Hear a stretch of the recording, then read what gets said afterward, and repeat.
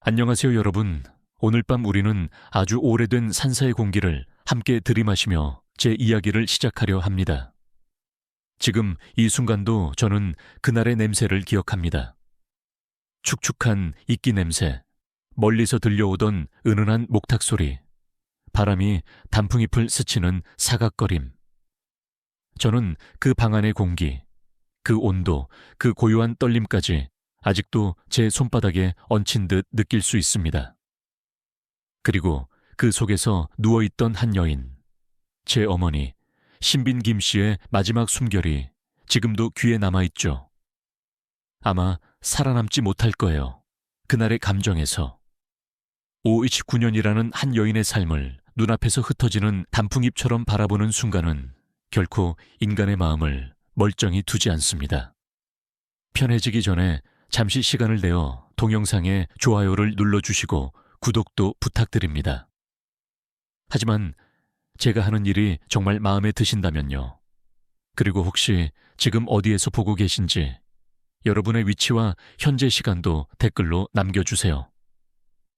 자, 불을 끄고 선풍기를 켜서 편안한 소리를 내고 오늘 밤 시작해 볼까요? 방 안은 생각보다 좁았습니다.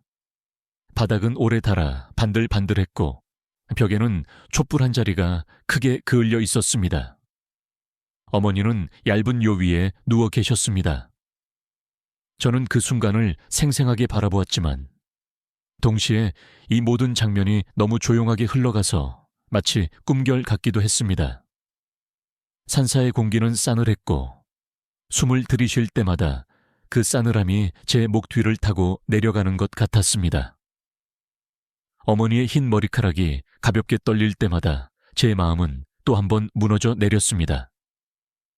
제가 그 방에 들어섰을 때 세상 가장 고요한 소리가 들렸습니다. 사람의 숨이 아주 가늘어질 때 나는 그 작은 진동, 귀를 기울이지 않으면 들리지도 않을 만큼 미세한, 그러나 가슴을 찢는 소리.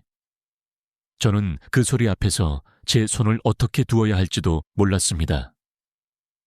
어머니의 손을 잡아야 할지, 그 손이 너무 차가워져 가고 있다는 사실이 두려워 멈춰 있어야 할지. 평생 불의한 말 한마디 하지 않았던 분이었습니다. 궁궐에서 쏟아지는 질투와 험담도, 이럴 때마다 심장에 구멍이 나는 일도 그저 조용히 감내하며 살아왔던 분. 그 손을 제가 지금 잡으려니 마음이 어찌나 떨리던지.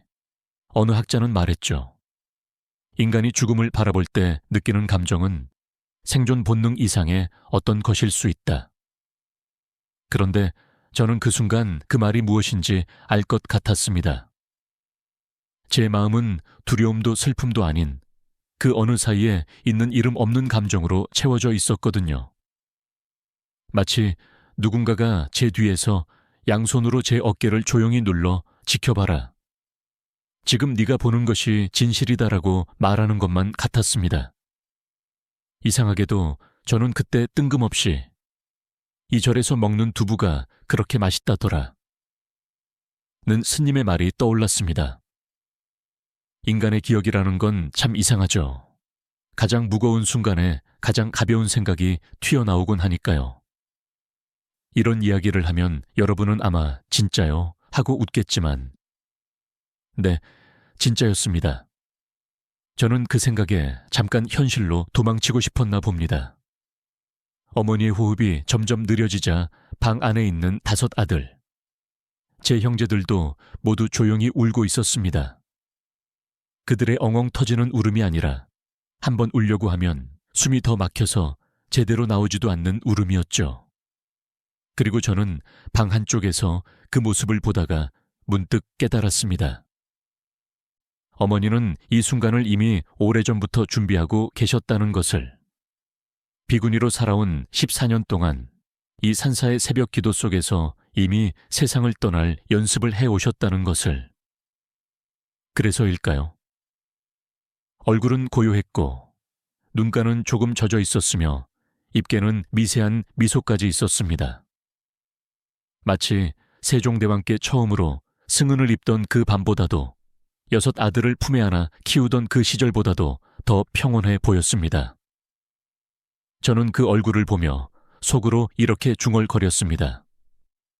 어머니, 저는 아직 준비가 되지 않았습니다. 조금만 더 계시면 안 되나요? 하지만 자연은 인간의 마음을 기다려주지 않았죠. 단풍잎 한 장이 열린 창으로 날아와 어머니의 팔 위에 내려앉았습니다.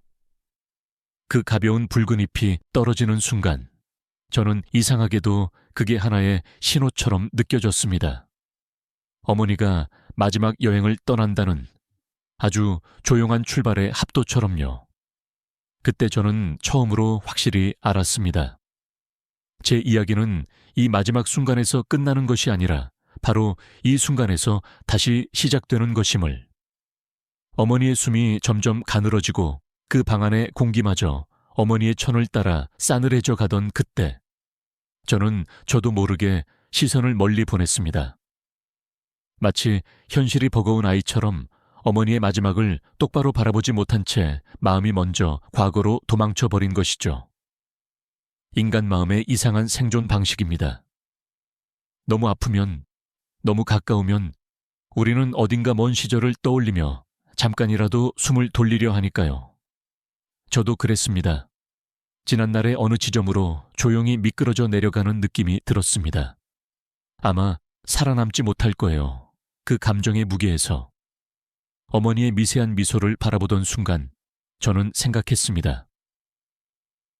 어머니는 지금 무엇을 보고 계실까? 세종께 처음 불려갔던 그 밤의 등불. 소혼왕후께서 손을 잡아주던 따뜻한 미소.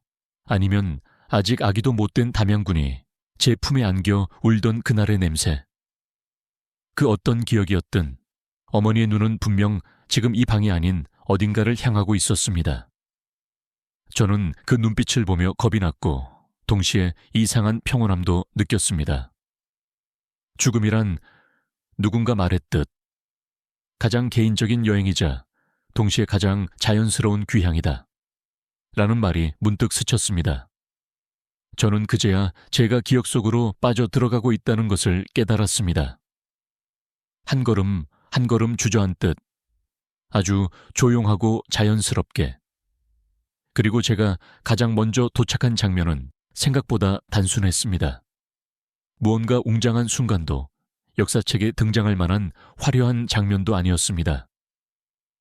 단지 46년 전 전부가 시작된 그 봄. 제가 13살의 눈으로 궁궐 문 앞에 서 있던 날. 그 시절에 저는 작고 말랐습니다. 이불을 털면 날아갈 것처럼 가벼운 아이였죠. 제 살결은 볕에 타 있었고 속옷은 늘 세탁이 덜 된 비눗물 냄새가 났습니다. 노비였던 어머니는 고개 숙여라, 절대 눈 마주치지 마라, 절대로 이렇게 끝없이 당부를 했었죠. 그런데 막상 궁궐 문 앞에 섰을 때 저는 그 모든 말이 머릿속에서 새처럼 흩어져 버렸습니다. 문이 너무 컸고 돌바닥이 너무 차고 하늘이 너무 멀어 보였거든요. 지금 생각해보면 웃깁니다. 저는 그저 기가 죽은 아이였는데 마치 거대한 야수를 보는 듯 겁을 먹고 있었으니까요. 궁궐문은 새벽 안개를 머금고 있었습니다. 아, 그 안개 냄새. 아직도 기억납니다. 젖은 풀잎, 숨이 차오르는 한강의 물기, 먼지 한 톨 없는 건조한 공기. 그 모든 냄새가 뒤섞여 새벽의 냄새가 되었습니다. 저는 그 고요한 공기 속에서도 제 가슴이 어찌나 크게 뛰던지 어머니의 눈을 피하면서도 속으로는 계속 중얼거렸습니다. 이번에는 잘해야 한다. 이번에는 절대 실수하지 말아야 한다. 그때 저는 몰랐습니다. 그날이 제 인생의 갈림길이라는 것을.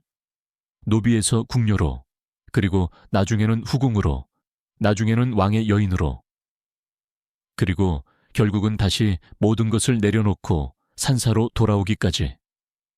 그 모든 여정이 바로 그 새벽 한 걸음에서 시작되었다는 것을 저는 한참 뒤에야 깨달았습니다.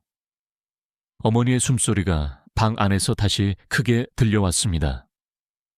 저는 현실로 돌아왔고 손가락이 떨렸습니다. 떠나는 사람보다 남는 사람이 더 아픈 법이라는 말이 맞았습니다. 저는 어머니의 이마에 손을 얹으며 잠시 눈을 감았습니다. 그 순간 제 머릿속에는 다시 그 오래된 봄의 모습이 또렷하게 떠올랐습니다.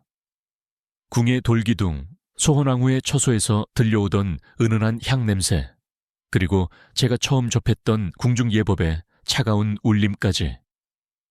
그런데 그 회상 속 가장 선명했던 건 딱 하나였습니다.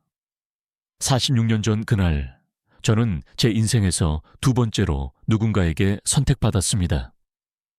첫 번째는 원경왕후, 그리고 두 번째는 바로 저 자신이었습니다. 제가 스스로를 버티게 할 결심을 선택한 날이었으니까요. 그러니 지금 이 회상은 단순한 과거 여행이 아니라 제 삶의 무게중심을 다시 손에 쥐는 과정 같은 것이었습니다. 어머니의 마지막 숨결을 지키는 이 순간에 제 이야기는 그렇게 다시 한번 시작되고 있었습니다. 그리고 저는 아직 몰랐습니다. 그 봄날의 선택이 훗날 제 아이들, 그리고 조선 왕실의 운명까지 바꿀 것이었다는 사실을. 46년 전 그 봄으로 돌아간 저는 여전히 13살의 가느다란 몸으로 궁궐 문 앞에 서 있었습니다. 제가 직접 걸어 들어간 기억을 따라가는 일은 늘 이상합니다. 지금의 제 나이와 기억, 그리고 그때의 작은 어깨와 시선을 동시에 느끼게 되거든요. 마치 제 안에 두 사람이 지그시 겹쳐 있는 듯한 기분이랄까요. 국문 앞에 선 저는 두려움과 호기심 사이에서 계속 몸을 움찔거렸습니다. 아마 살아남지 못할 거예요. 그 감정 폭풍 속에서는. 하지만 아이였던 저는 그저 시키는 대로 발을 앞으로 옮겼습니다. 그날 아침은 유독 밝았습니다. 햇빛이 궁궐의 기와 지붕에 반사되어 마치 물결처럼 흔들리고 있었죠. 저는 눈을 제대로 뜨기도 어려웠습니다. 노비였던 탓에 집에서는 늘 그늘 아래 일했었고 햇볕을 정면으로 바라볼 일이 거의 없었으니까요. 기와에 반사된 햇빛이 제 눈을 찌를 때마다 제 시선은 땅을 향했습니다. 저는 제 발끝, 작은 먼지들, 돌의 금간자리를 세세하게 기억합니다. 아이였던 저는 그런 하찮은 곳들에서조차 위안을 찾으려 했던 것 같습니다. 제 발목을 더 조여오는 건 두려움이었습니다. 궁이라는 곳은 저에게 너무 낯설고, 너무 크고, 너무 완벽해 보였습니다. 사람들의 발걸음 소리는 어쩌면 원래와 다름없었겠지만 제 귀에는 마치 거대한 침묵처럼 울렸습니다. 하라면 하고, 오라면 오고, 멈추라면 멈추는 곳. 자유는 그림자만큼도 없고 잘못된 한 번의 눈짓이 인생 전체를 바꿀 수 있는 곳. 저는 13살의 작은 가슴으로 그 모든 공포를 받아들이고 있었습니다. 사람들은 흔히 묻습니다. 그때 궁에 들어갈 때 기분이 어땠나요? 저는 늘 이렇게 대답합니다. 스스로 걸어가는 느낌이 아니라 누군가 등에 손을 얹어 밀고 있는 느낌이었습니다. 그만큼 저에게는 선택도 결정권도 없었습니다. 오직 부모와 신분이 정해놓은 길만 있었죠. 하지만 그 길의 끝에서 저는 예상하지 못한 사람을 만나게 됩니다. 원경왕후. 그녀는 그날 내 자신을 방문하고 있었고 노비들의 줄을 친히 검사하고 있었습니다. 저는 줄 맨 끝에 서 있었습니다. 가슴은 콩알만 해져 있었고 목 뒤에는 식은땀이 흘러내렸습니다. 원경왕후는 한 사람 한 사람의 얼굴을 보았습니다. 그 눈빛은 칼보다 날카로웠고 바람보다 빠르게 사람의 속을 꿰뚫는 듯 했습니다. 그리고 이상한 일이 벌어졌습니다. 그 눈빛이 제 앞에 멈춘 것입니다.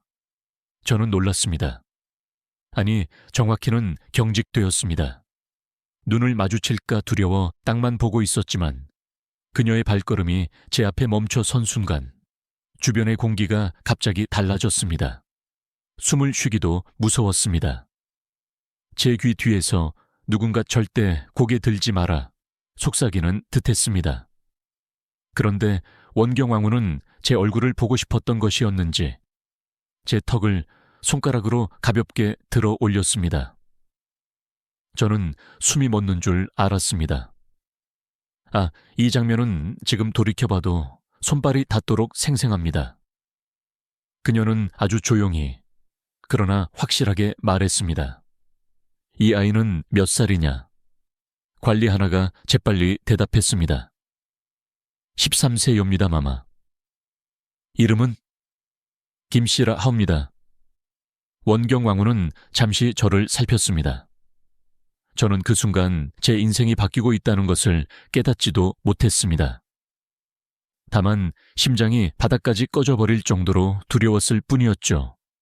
그런데 그 여인은 한참을 보다가 고개를 아주 조금 끄덕였습니다. 저 아이를 데려가라. 중궁전에 드려라. 그 말은 제 인생을 완전히 바꾼 조용한 번개 같았습니다. 하늘은 그대로였고 궁은 그대로였지만 제 발밑에 길만이 전혀 새로운 곳으로 열리고 있었습니다. 저는 다시 현실의 산사로 당겨졌습니다. 어머니의 숨소리가 제 귀에 닿으면서 그때 깨달았습니다. 어머니 또한 그날의 일을 평생 기억하고 계셨겠구나. 그리고 제가 궁녀로 들어간 날이 바로 어머니의 인생이 장차 신빈으로 향하는 첫 단추였겠구나. 그 작은 한 걸음이 그 닿지 못할 것 같던 미래를 열어젖혔던 것입니다. 제 어머니가 이 작은 절에서 마지막 숨을 쉬고 계시는 지금, 저는 그 첫 장면이 왜 이렇게 선명한지 알 것 같았습니다. 시작과 끝은 서로를 닮아 있기 때문입니다. 원경왕후의 목소리는 지금 떠올려도 차갑게 가라앉은 물결처럼 맑고 단단했습니다. 저 아이를 데려가라. 그 네 글자는 제 전체 인생의 톱니바퀴를 움직이기 시작한 첫 신호음 같은 것이었죠. 그날 저는 궁녀가 되었고 그것은 노비였던 제게는 감히 바라지도 못했던 새로운 신분이었습니다. 하지만 여러분, 솔직히 말하면 저는 그 순간 기뻤다기보다 무서웠습니다. 궁녀가 된다는 것이 어릴 땐 좋은 일처럼 들릴지 몰라도 실제로 그 문을 넘어서는 순간 벌어지는 일들은 아이가 감당하기에는 너무나 많은 규율과 눈초리, 그리고 끝없는 긴장이었으니까요. 아마 살아남지 못할 거예요. 그 감정의 파도 속에서. 저는 관리들의 손에 이끌려 조심스레 궁궐 안쪽으로 들어갔고 문턱을 넘는 순간 공기가 바뀌었습니다. 땅의 냄새가 사라지고 비단과 향나무, 은은한 향유의 냄새가 공기를 가득 채웠습니다. 그 향기는 지금까지도 제 기억 속에서 희미하게 떠오르곤 합니다. 알아요. 향 냄새가 그렇게 오래 기억에 남을 수 있냐고요. 그런데 신기하게도 인간의 후각은 삶의 전환점과 연결된 순간을 절대 잊지 않는답니다. 어떤 학자는 이런 말을 했죠. 향기는 기억의 문을 가장 조용히 열지만 가장 확실하게 연다. 맞는 말입니다. 저는 그날의 향기를 아직도 잊지 못합니다. 전 나무 복도 위로 조심스레 발을 들였습니다. 궁녀가 된다는 사실보다도 더 두려웠던 건 궁에서의 첫 시간들이 얼마나 조용하면서도 잔혹하게 사람의 품성을 시험하는 시간인지 알 수 없었다는 점이었죠. 그곳에서는 칭찬 한 번이 칼날처럼 날카롭고 잘못 한 번이 폭포처럼 무거웠습니다. 저는 궁녀들의 줄을 따라 속히 이동하며 숨조차 깊게 쉬지 못했습니다. 그리고 마침내 소헌왕후의 처소 중궁전에 도착했습니다. 아직 어려 보이는 여인, 그러나 기품은 완전히 갖추어진 왕비가 그 자리에 앉아 있었습니다. 저는 시선조차 들지 못했습니다. 천천히 무릎을 꿇고 고개를 바닥까지 숙였습니다. 제 심장은 정말 조그만 토끼처럼 미친 듯 뛰고 있었죠. 제 삶에서 가장 무서웠던 심장 소리 중 하나였습니다. 아이야, 고개를 들어보렴. 그 소리는 뜻밖에도 따뜻했습니다. 저는 조심스레 시선을 올렸습니다. 그리고 그때 처음 보았습니다. 소헌왕후, 청송심 씨, 조선의 새로운 왕비. 그 얼굴엔 부드러운 미소가 떠 있었고 저는 단번에 이분은 다른 분들과 다르구나 느꼈습니다. 너는 올해 몇 살이냐? 13세입니다, 마마. 그렇구나. 나 역시 너와 비슷한 나이에 궁에 들어왔단다. 그 말은 어린 제 마음속에 번개처럼 새겨졌습니다. 왕비도 저처럼 어린 나이에 궁에 들어왔다고요? 이상하게도 그 말만으로 저는 조금 안심이 됐습니다. 마치 제가 혼자가 아니라는 느낌을 준 것이죠. 궁녀 생활은 고되었지만 저는 그 속에서 조금씩 제 자리를 찾아가기 시작했습니다. 다른 아이들은 쉬는 틈만 생기면 수다를 떨고 잠깐이라도 앉아 쉬려 했지만 저는 달랐습니다. 저는 늘 손을 움직였고 누구보다 먼저 일어나 누구보다 늦게 잠들었습니다. 누가 시켜서가 아니라 단 한 번의 실수가 제 운명을 원래의 자리, 노비로 되돌릴지도 모른다는 공포 때문이었습니다. 무섭고 답답한 감정이었지만 동시에 저를 지키는 갑옷이 되어 주기도 했습니다. 궁녀 생활을 시작한 지 며칠 지나지 않아 저는 소원왕후께서 저를 유심히 바라보고 있다는 것을 깨달았습니다. 왕비는 표정이 늘 고요했지만 그 시선 속에는 어떤 사람을 믿어도 될지 정확히 알아보는 능력이 있었습니다. 어떤 학자는 왕실의 여성들을 이렇게 표현하더군요. 궁중의 삶은 부드러운 손끝으로 칼을 잡는 것과 같다. 저는 그 말이 얼마나 정확한지 나중에야 알았습니다. 제가 처음 왕후의 눈에 들었던 것은 화려한 기술 때문이 아니었습니다. 저는 글씨도 서툴렀고 머리 손질도 어설펐습니다. 그러나 저는 누구보다 빠르게 움직였고 실수를 숨기지 않았으며 무엇보다 묵묵했습니다. 다른 궁녀들이 다투거나 이유를 대며 빠져나가려 할 때 저는 그저 고개를 숙였고 다시 시작했습니다. 스승도 없었지만 제겐 어머니가 말해준 단 하나의 가르침이 있었습니다. 성실은 미움을 이기고 겸손은 재앙을 피한다. 그 말은 제 인생 전체를 관통하는 등불이었습니다. 궁궐에서 처음 맞이한 밤은 특히 잊히지 않습니다. 깊은 밤, 모든 촛불이 꺼진 복도에서 혼자 물을 길어 오던 저는 갑자기 멈춰 섰습니다. 마치 궁 전체가 거대한 숨을 쉬고 있는 것 같았죠. 그때 문득 이상한 생각이 들었습니다. 나는 더 큰 길을 걷게 될지도 모른다. 여러분, 13살짜리 아이가 그런 생각을 한다는 건 어딘가 귀엽고 또 어딘가 아찔하지 않나요? 지금이라면 그때의 저를 꼭 안아주고 말해주고 싶습니다. 그래, 너는 정말 큰 길을 걷게 될 거야. 하지만 그 길에 꽃만 있는 것은 아니란다. 그날 밤 저는 물동이를 들고 하늘을 올려다보았습니다. 마침 유난히 커다란 달이 떠 있었습니다. 그 달빛은 마치 너를 지켜보겠다고 말하는 것 같았죠. 그리고 저는 아직 몰랐습니다. 그 달빛 아래에서 제가 세종과 그리고 소헌왕후와 평생을 연결하게 될 거대한 인연의 실이 이미 당겨지고 있었다는 사실을.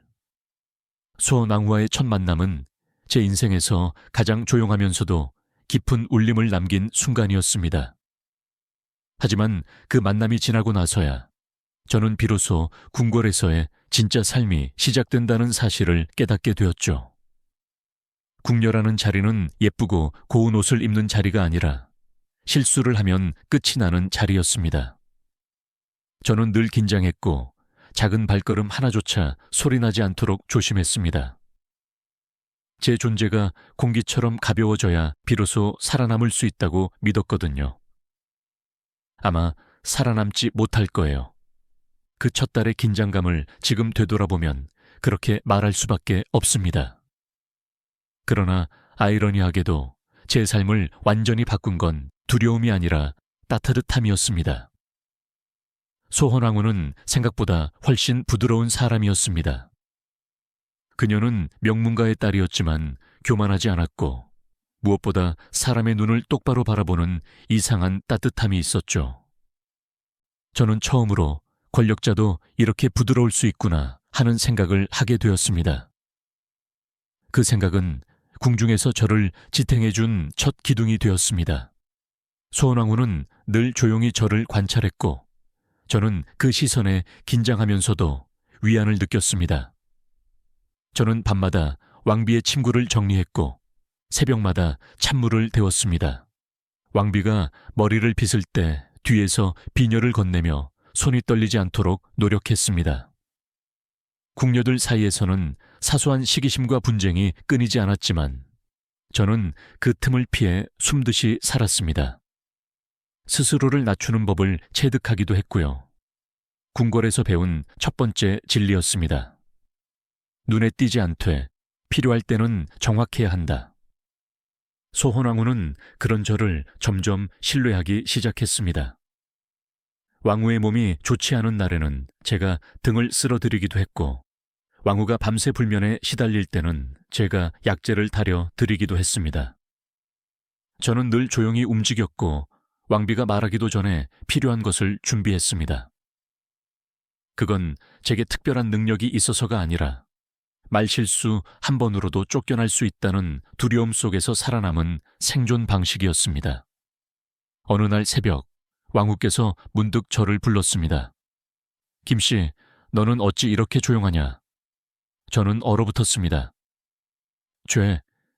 죄송하옵니다, 마마. 왕후는 미소를 지었습니다. 그게 아니라 내가 좋아하는 조용함이란 말이다. 그 말을 들은 순간 제 속에 있던 긴장된 끈이 아주 조금 풀렸습니다. 그때 저는 처음으로 깨달았습니다. 조용함이 단점이 아니라 장점이 될 수도 있다는 걸. 하지만 그 조용한 안정감이 어느 정도 자리를 잡을 무렵 궁궐에는 새로운 변화가 일어나기 시작했습니다. 세종께서 중궁을 자주 찾기 시작한 것입니다. 세종은 늘 침착했고 말수가 적었으며 사람을 바라보는 눈이 묘하게 따뜻했습니다. 그는 말없이 사람을 관찰하는 타입이었죠. 원경왕후의 날카로운 시선과는 완전히 다른 종류의 힘이 있었습니다. 세종의 눈은 사람의 영혼을 쓰다듬는 것 같은 부드러움이 있었습니다. 어떤 학자는 세종을 두고 이렇게 말하더군요. 그는 지혜를 통해 사람을 사랑했고 사랑을 통해 나라를 다스렸다. 그 말이 참 맞는 것 같습니다. 소혼왕후의 처소에 세종이 들를 때마다 저는 더 조심했습니다. 왕 앞에서의 실수는 곧 제 목숨과 연결되어 있었으니까요. 저는 물을 따를 때 손이 떨리지 않도록 심호흡을 했고 왕비의 발치에 놓을 방석이 삐뚤어지지 않게 여러 번 확인했습니다. 작은 실수 하나가 궁녀들에게는 칼날보다 날카로운 벌로 돌아왔습니다. 그러던 어느 저녁 세종께서 소혼왕후의 처소에 들렀습니다. 왕후는 평소보다 건강이 안 좋아 보였고 세종께서는 그런 왕비를 걱정하는 눈빛이었습니다. 저는 조심스레 물을 내어놓고 뒤로 물러났습니다. 그런데 세종의 시선이 문득 제 손동작에 멈췄습니다. 그 순간 저는 숨이 멎는 줄 알았습니다. 왜 보시는 걸까? 내가 뭘 잘못했나? 제 온몸이 얼어붙었고 등 뒤로 식은땀이 흘러내렸습니다. 그런데 세종께서는 아주 조용히 말했습니다. 저 아이는 늘 저렇게 성실하오. 왕후께서 부드럽게 웃었습니다. 예, 전하. 13세부터 지금까지 단 한 번도 나태한 모습을 보이지 않았습니다. 세종은 천천히 고개를 끄덕였습니다. 눈이 조용한 아이군. 이 말은 누구에게도 감정이 드러나지 않던 왕이 제게 건넨 최초의 관심이었습니다. 저는 그때 그 시선의 의미를 전혀 이해하지 못했습니다. 그저 무섭고 조심스럽고 도망치고 싶을 뿐이었죠. 하지만 나중에야 깨달았습니다. 그 작은 시선이 훗날 제 인생을 완전히 바꾸어 놓았다는 사실을. 그날 밤 저는 잠들지 못했습니다. 방 한가운데 앉아 두 손을 꼭 쥐고 중얼거렸습니다. 저는 그저 궁녀일 뿐입니다. 제발 실수하지 않게 해주소서. 바람이 창문을 스칠 때마다 궁궐의 긴 복도가 밤에 내는 삐걱거림까지 제 귀에 선명하게 들렸습니다. 그 소리는 마치 궁이 저에게 말하는 듯 했습니다. 내 운명은 이미 움직이고 있다. 네가 아직 모를 뿐이다. 그리고 저는 그 다음 날부터 조금씩 아주 작은 기척으로 세종의 눈에 더 자주 띄기 시작했습니다. 세종의 눈길이 제게 머무르기 시작하던 그 시기는 제게는 여전히 숨을 쉬는 것조차 조심스러운 시간들이었습니다. 저는 그저 궁녀였고 제 존재가 너무도 작고 조용했기에 감히 왕의 시선을 의식한다는 것 자체가 두려움이었죠. 그런데 이상하게도 세종께서는 종종 제가 손을 놀리는 순간이나 조용히 물러나는 찰나의 시선을 잠시 두고는 하셨습니다. 그 눈길이 불편할 만큼 길어진 적은 없지만 늘 분명했습니다. 마치 저 아이는 무엇이 다른가 하고 조용히 묻는 듯한 눈빛이었죠. 아마 살아남지 못할 거예요. 그 시간의 긴장감 속에서는. 왕의 눈길은 궁녀에게 축복이 아니라 때로는 벼랑의 가장자리를 의미하기도 했으니까요. 궁녀들은 그 변화를 누구보다 빨리 알아챘습니다. 궁궐이라는 공간은 누가 누구를 바라보는지 그 시선의 방향만으로도 수십 가지 의미를 만들어내는 곳이었죠. 복도 끝에서, 연못께서, 부엌에서 혹은 왕후의 처소 앞에서 궁녀들의 속삭임은 점점 커졌습니다. 전하께서 김 씨를 자주 보시지 않니? 노비 출신이 무슨 덕이 있다고. 저렇게 조용한 아이가 어떻게 전하의 눈에 들지? 저는 그런 말들을 들을 때마다 고개를 더 깊이 숙였습니다. 궁녀들의 질투는 작은 불씨만 있어도 순식간에 번졌고 그 불은 한번 붙으면 꺼지기 어려웠습니다. 저는 그 작은 불길이 제 발밑까지 번지지 않도록 하루하루를 더 조심히 걸었습니다. 그러던 어느 날이었습니다. 수양대군이 독한 감기에 걸렸던 밤, 왕후께서는 아이를 걱정해 거의 주무시지 못하고 계셨습니다. 저는 젖은 수건을 계속 갈아드렸고 아이의 등과 이마를 닦으며 밤을 지새웠습니다. 새벽녘이 가까워질 즈음, 저는 화로의 불이 약해지는 것을 보고 조심히 장작을 더 넣으려 무릎을 꿇었는데 그 순간 누군가의 그림자가 방 안을 스쳤습니다. 세종이었습니다. 저는 너무 놀라 수건을 든 손이 굳어버렸습니다. 왕후의 병문안을 오신 줄은 알았지만 아이를 간호하던 제 모습 때문에 전하와 눈이 마주칠 줄은 상상도 못했습니다. 그 순간은 정말 제가 기억하는 가장 길었던 짧은 시간이었습니다. 대군의 상태는 어떠하냐? 세종의 목소리는 조용했지만 단단했습니다. 저는 숨을 들이마신 채 간신히 대답했습니다. 전하, 열은 조금 내렸사옵니다. 밤새 지켜보았사옵니다. 그 말을 하며 저는 스스로도 놀랐습니다.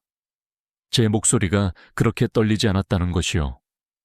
아마 아이를 살려야 한다는 마음이 더 컸던 걸까요? 그 순간만큼은 두려움보다 책임이 훨씬 컸습니다. 세종께서는 제 얼굴을 잠시 깊게 바라보았습니다. 그 눈빛은 이상했습니다. 궁녀를 보는 눈이 아니었습니다. 불쌍히 여기는 눈도, 궁중의 여인을 선택하려는 탐색의 눈빛도 아니었습니다. 그건 마치 마음을 들여다보는 듯한 질문 없는 이해의 눈이었습니다. 세종은 천천히 말했습니다. 수고가 많구나, 단 3글자. 그러나 제 인생에서 가장 무겁고 따뜻한 3글자였습니다. 그날 밤 이후 세종께서는 소헌왕후의 처소에 오실 때마다 제가 있는지 확인하는 듯한 시선을 잠시 둘 때가 있었습니다. 궁녀들은 그걸 눈치채고 더 곁눈질을 했지만 저는 그저 평소처럼 조용히 움직일 뿐이었습니다. 어떤 학자는 세종을 두고 사람을 색으로 보지 않고 마음의 결로 보았다고 표현했습니다. 저는 그 표현을 들었을 때 왠지 모르게 눈물이 핑 돌았습니다. 왜냐하면 세종께서 저를 처음 바라보던 눈빛이 바로 그 결을 보는 눈빛이었기 때문입니다. 물론 그때의 저는 아무것도 몰랐습니다. 몰랐기 때문에 조용했고, 몰랐기 때문에 두려웠고, 몰랐기 때문에 순수한 사람이었습니다. 그리고 어쩌면 그 모름이 저를 지켜준 가장 큰 방패였을지도 모릅니다. 궁궐의 봄은 유난히 길었습니다. 복도를 스치는 바람이 따뜻해질 때쯤 세종의 시선은 더 잦아졌습니다. 왕후는 그 변화를 조용히 지켜보고 있었습니다. 정말 이상한 것이 왕후의 눈은 질투나 경계가 아니라 이해와 준비된 배려의 눈빛이었습니다. 그날 저녁, 왕후께서는 제가 찻잔을 정리하는 와중에 갑자기 물으셨습니다. 김씨, 너는 내 말을 믿느냐? 저는 당연히 고개를 숙였습니다. 예, 마마. 왕후는 잠시 뜸을 들인 뒤 조용히 덧붙였습니다. 그렇다면 마음을 바르게 가지거라. 곧 바람이 분다. 저는 그 말의 의미를 전혀 알지 못했습니다. 하지만 지금 돌이켜보면 그 바람은 세종이었고, 그 바람은 인연이었으며, 그 바람은 제 인생을 송두리째 바꾸는 운명의 바람이었습니다. 그리고 저는 아직 몰랐습니다. 그 바람이 21세의 어린 저를 정일품 신빈으로 이끄는 길의 첫 번째 전조였다는 사실을. 세종의 눈길이 점점 더 자주 제게 머물게 된 그 시절, 저는 그것을 운명이라고 부르기에는 너무 어리고 위험이라고 부르기에는 너무 순진했습니다. 궁녀가 왕의 시선에 들어가는 일이 어떤 결과를 가져오는지 궁궐의 다른 이들은 너무나 잘 알고 있었지만 저는 그저 조용히 묵묵히 제 일을 했을 뿐이었습니다. 그러나 궁궐이라는 세계는 혼자 조용히 살고 싶다고 해서 조용히 살게 놔두는 곳이 아니었죠. 누군가가 나를 바라보는 순간 그 시선은 나의 목 뒤를 잡고 새로운 길로 밀어 넣었고, 저는 그 길의 끝이 어디인지 모른 채 또 한 발을 내디뎠습니다. 그리고 그 끝에 도착한 순간이 바로 승은의 밤이었습니다. 아마 살아남지 못할 거예요. 그날을 지나갔다면 감정만 가지고는 절대로 버티지 못했을 테니까요. 7426년 여름, 궁궐의 공기는 유난히 뜨겁고 그 열기 속에 수많은 소문이 뒤엉켜 날아다녔습니다. 궁녀들은 밤마다 서로의 손목을 잡고 수군거렸습니다. 세종께서 김씨를 눈여겨보신대. 노비 출신인데도 그게 더 이상한 거지. 소헌왕후는 뭐래? 왕후는 묘하게 조용하다더라. 그 말은 곧 의미였습니다. 왕후께서는 반대하지 않으신다는 뜻이었습니다. 어느 학자는 궁중의 권력 구조를 분석하며 이렇게 말하더군요. 왕비의 침묵은 sometimes 반대보다 더 큰 승인이다. 그 말을 기억한 건 훨씬 뒤의 일입니다. 하지만 지금 돌아보면 너무나 정확한 말이었습니다. 그 여름 어느 날 소헌왕후께서 저를 조용히 부르셨습니다. 그 목소리는 평소보다 더 낮고 더 고요했습니다. 김씨. 저는 무릎을 꿇고 손을 가지런히 모았습니다. 손끝이 차가울 정도로 떨렸습니다. 전하께서 너를 부르신다. 그 말이 떨어지는 순간 제 심장은 등 뒤에서 누군가 잡아당기는 것처럼 쿵 하고 내려앉았습니다. 저는 왜 불리는지도 알고 있었고 동시에 왜 나여야 하는지도 이해하지 못했습니다. 마마, 저는 너무 부족하옵니다. 그 말이 나오자마자 제 목소리는 축축하게 젖어 있었습니다. 두려움 때문인지, 슬픔 때문인지, 아니면 앞날을 알 수 없는 무력감 때문인지 저는 분간할 수 없었습니다. 그러나 왕후께서는 제 손등 위에 부드러운 손을 얹었습니다. 그 순간의 온기를 저는 아직도 기억합니다. 부드럽고 따뜻하고 놀라울 정도로 흔들림 없는 온기였죠. 두려워 말아라. 너는 내게 성실했고 나의 아이들에게 선했고 탐욕이 없는 아이였다. 전하께서 너를 선택하시는 데는 이유가 있다. 저는 고개를 들지 못했습니다. 눈물이 바닥으로 떨어졌습니다. 그 소리가 너무 크게 들릴까봐 숨도 제대로 못 쉬었습니다. 왕후는 아주 조용히 속삭였습니다. 왕의 선택은 사랑이 아니라 때로는 숙명이란다. 너는 그 숙명 앞에서 흔들리지 않을 아이다. 그날 밤 저는 전하의 처소로 조용히 안내되었습니다. 발걸음 하나가 물 위를 걷는 것처럼 흔들렸습니다. 심장은 마치 작은 북처럼 뛰었습니다. 제가 정말 그 방 앞에 서 있다는 것이 믿기지 않았습니다. 문이 열렸습니다. 방 안은 예상보다 훨씬 단순했습니다. 화려한 장식도, 번쩍이는 조명도 없었고 그저 등불 하나가 은빛처럼 깜빡이고 있을 뿐이었죠. 세종께서는 등에 기대어 앉아 계셨습니다. 저는 무릎을 꿇었습니다. 그저 숨이 멎은 듯 조용히. 일어나 보아라. 그 목소리는 놀랄 만치 고요했습니다. 폭풍 직전의 바람처럼 부드러우면서도 그 속에는 단단한 결심이 숨어 있었습니다. 저는 천천히 고개를 들었습니다. 세종의 얼굴은 그동안 제가 멀리서만 보아왔던 그 모습 그대로였습니다. 하지만 가까이서 보니 그의 눈에는 이상한 온기가 있었습니다. 누군가를 시험하는 눈이 아니라 누군가를 이해하려는 눈. 저를 불쌍히 여기는 눈도 아니고 욕망의 눈도 아니었습니다. 그건 마치 너의 마음을 보았다 라고 말하는 눈이었습니다. 세종은 조용히 말했습니다. 김씨, 네가 왜 선택되었는지 아느냐? 저는 떨어지는 목소리로 대답했습니다.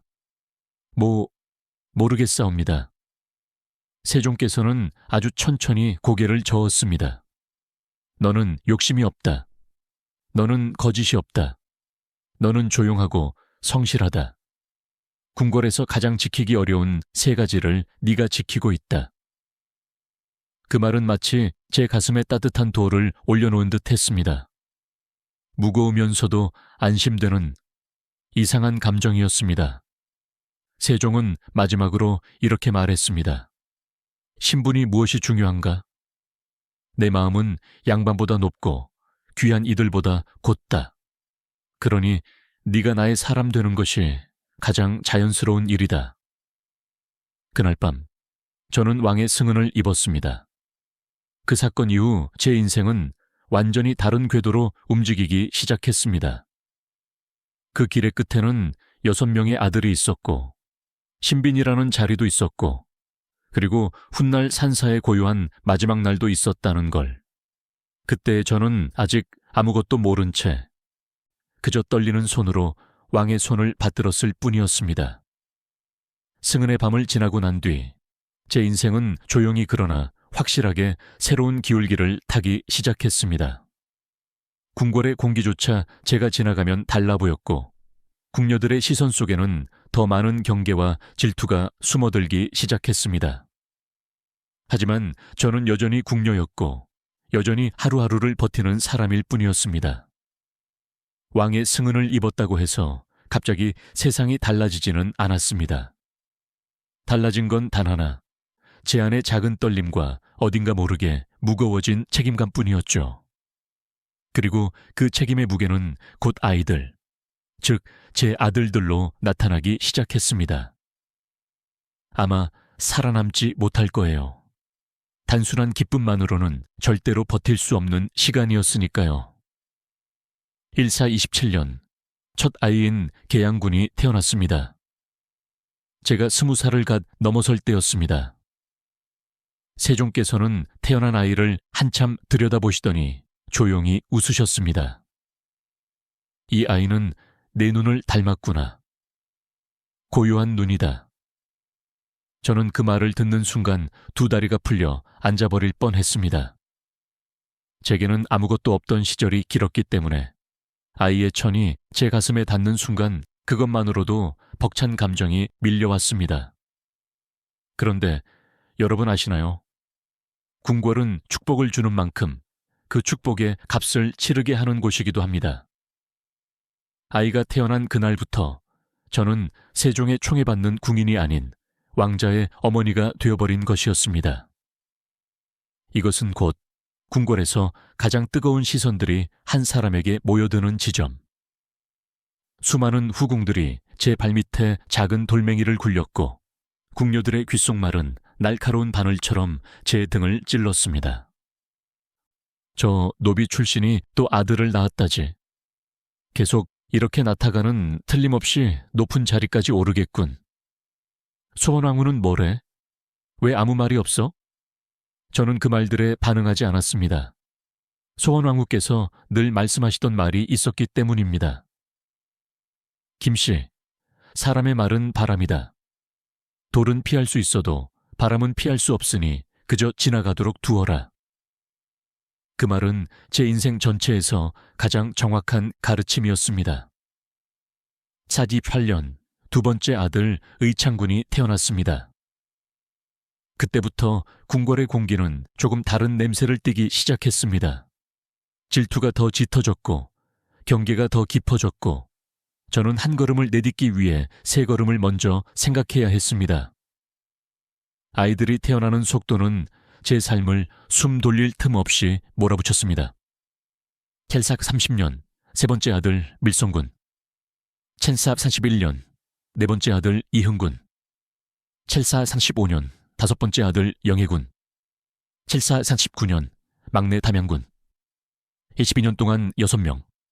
그것은 그저 다산이 아니라 역사적인 사건이었고 세종께서도 종종 제게 조용히 말씀하시곤 했습니다. 너는 내게 큰 복을 주었구나. 복. 사람들은 흔히 그 말을 축복처럼 여기지만 궁궐에서는 오히려 시험에 가까웠습니다. 아이를 많이 낳는다는 건 그만큼 많은 질투와 음모 속을 걸어야 한다는 뜻이었으니까요. 그러나 저는 이상하게도 그 모든 순간에 두려움보다 더 강렬한 감정이 있었습니다. 바로 살려야 한다는 본능 같은 의지였습니다. 제 아들들이 단지 왕의 자식이 아니라 제가 이 세상에서 유일하게 목숨 걸고 지킬 존재라는 감각이 저를 매 순간 붙잡고 있었습니다. 밤마다 아이들이 울면 제 손은 먼저 움직였고 아이가 열이 나면 세계가 무너지는 듯했고 아이의 작은 손이 제 손을 잡으면 궁궐도 신분도 질투도 모두 잊혔습니다. 어느 날 밤이었습니다. 막내 담양군을 재우다가 문득 이런 생각이 스쳤습니다. 나는 지금 어떤 길 위에 서 있는 것일까? 이 아이들은 어떤 삶을 살아가게 될까? 나는 과연 이 아이들에게 어떤 어머니일까? 그때 창밖에서 작은 바람이 불어와 등불이 살짝 흔들렸습니다. 저는 그 흔들림 속에서 아주 기묘한 사실을 깨달았습니다. 제가 낳은 6아이는 모두 제 삶이 견딘 고통의 합이자 제가 앞으로 맞이할 비극의 씨앗이기도 하다는 것. 왜냐하면 궁궐에서 태어난 아이는 누구보다 많은 축복을 받고 태어나지만 동시에 누구보다 많은 위험 위에 놓이기 때문입니다. 웃기지만 그날 저는 갑자기 뜬금없이 이런 생각도 했습니다. 지금 이 순간이 언제 다시 올까? 6아이를 모두 안고 자는 날이 또 있을까? 이상하죠? 삶의 가장 고된 순간에 가장 감성적인 생각이 찾아오곤 합니다. 아마 인간의 마음이 원래 그런가 봅니다. 그리고 저는 아직 몰랐습니다. 이 6아이들 각각이 나중에 어떤 운명을 걷게 될지, 그중 몇춘 번영을, 몇춘 고난을, 또 몇춘 역사 속 이름 없는 그림자로 사라질 운명이었다는 사실을. 하지만 그때의 저는 그저 작은 아이들의 숨결을 느끼며 세상에서 가장 평온한 어머니였습니다. 그 고요함이 영원할 거라고 한순간이라도 믿었던 그 시절이었습니다. 정일품 신빈이 되었다는 소식을 처음 들었을 때 저는 잠시 숨을 쉬지 못했습니다. 숨이 막혀서가 아니라 아무것도 느껴지지 않았기 때문입니다. 너무 큰일 앞에서는 감정이 먼저 반응하지 못할 때가 있죠. 기쁨도 아니었고 두려움도 아니었고 황홀함도 아니었습니다. 그저 빈 공간 같았습니다. 마치 새하얀 설원 한복판에 덩그러니 혼자 서 있는 느낌. 아마 살아남지 못할 거예요. 그 감정의 폭발을 그냥 감당하려 한다면. 신라 밤샘 9년, 6번째 아들 담양군을 낳고 난 후였습니다. 세종께서는 제게 미소를 지으며 이렇게 말씀하셨습니다.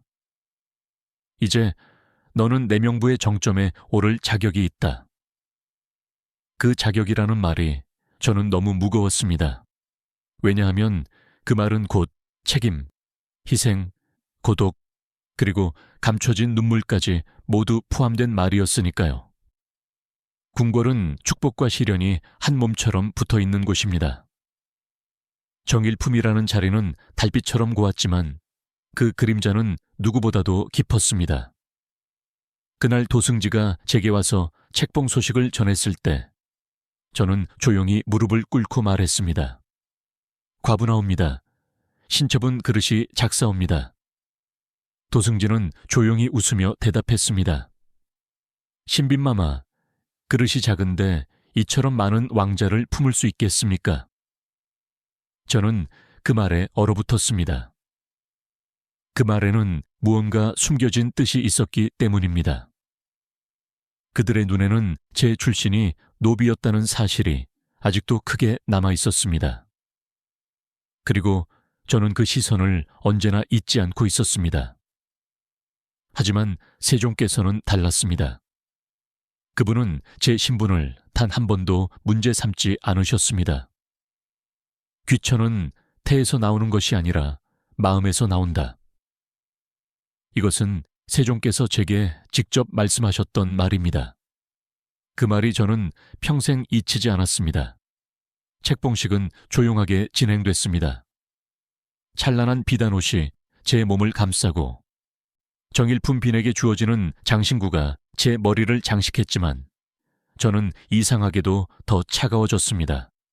왜냐하면 그 순간 저는 세종의 아내가 아니라 조선이라는 나라의 상징적인 여인이 되었기 때문입니다.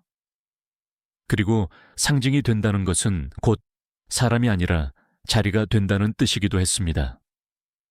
소헌왕후께서는 책봉식을 직접 보며 조용히 고개를 끄덕이셨습니다. 식이 끝난 후 그녀는 제 손을 꼭 잡고 이렇게 말했습니다. 김씨, 아니 이제 신빈, 너는 이 자리를 받을 자격이 충분하다. 너는 욕심이 없다. 너는 누군가를 해칠 마음이 없다.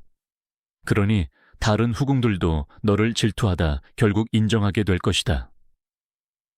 저는 그 말이 왜 그토록 가슴을 아프게 했는지 모르겠습니다. 칭찬이었지만 그 안에는 분명한 지침이 담겨 있었습니다. 신빈이라는 자리는 태어나는 순간부터 누리는 것이 아니라 쌓아 올린 마음으로 얻는 자리라는 것을 저는 그때 온몸으로 느꼈습니다. 그러나 책봉 이후 제 삶은 더 조용해졌습니다. 궁궐의 수많은 속삭임은 여전히 저를 노렸지만 저는 더 고요해졌습니다. 왜냐하면 그 자리에 올라서 가장 먼저 느낀 것이 이제는 더 조심해야 한다는 사실이었기 때문입니다. 권력의 정점에 선다는 건 가장 취약한 위치에 놓인다는 뜻이었습니다. 그 무렵 후궁들 사이에서는 이상한 변화가 생겼습니다. 처음에는 저를 업신여기던 이들도 있었지만 시간이 지나자 그들의 시선 속에는 존중이 섞이기 시작했습니다. 어느 날 저보다 나이가 많은 수기 한 분이 제게 다가와 말했습니다. 신빈마마, 처음엔 제가 어찌 감히 노비 출신을 인정할 수 있었겠습니까? 하지만 마마의 성품을 보고 나니 부끄러워졌습니다. 그 말을 들으며 저는 조용히 미소 지었습니다. 그러나 속으로는 이런 생각이 짧게 스쳤습니다. 인정받으려고 한 적은 없었는데 이상하죠? 저는 그저 하루하루를 조용히 살고 싶었던 사람뿐이었습니다. 그런데 세상은 저를 자꾸 위로 올리고 올라갈수록 더 고독해지고 고독해질수록 더 조용해졌습니다. 그리고 그 조용함의 끝에서 저는 어렴풋이 깨달았습니다. 정일품이라는 자리는 영광이 아니라 타인의 고통을 감싸는 자리라는 것을. 어느 학자는 이렇게 말했습니다. 궁궐에서 높은 자리는 사리처럼 빛나지만 그 속엔 늘 상처가 있다. 그 말은 제 삶의 가장 정확한 설명이었습니다. 신빈이라는 자리는 제게 두 가지를 주었습니다. 왕의 신뢰, 그리고 조선의 시선. 하지만 그 누구도 알려주지 않은 것이 하나 있었습니다. 바로 그 자리가 언젠가 내려놓아야만 하는 자리라는 사실. 그리고 저는 그 내려놓음이 어떤 고통을 가져오는지 아직 알지 못하던 때였습니다. 빛의 정점에 서 있던 그 시절, 제가 아직 모르는 단 한 가지는 어둠이 얼마나 빠르게 다가오는가 하는 것이었습니다.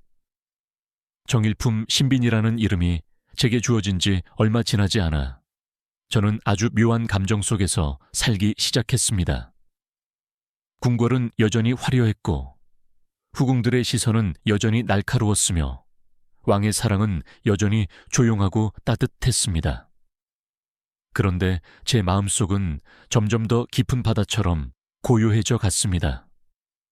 아무리 소란이 있어도 바다 밑바닥은 흔들리지 않듯이요. 아마 살아남지 못할 거예요. 모든 변화를 감정 그대로 받아들이려 했다면 진작 부서졌을 겁니다. 7439년 담양군을 낳은 후 제 삶의 가장 소중한 두 사람, 세종께서도 소헌왕후께서도 눈에 띄게 수척해지고 있었습니다.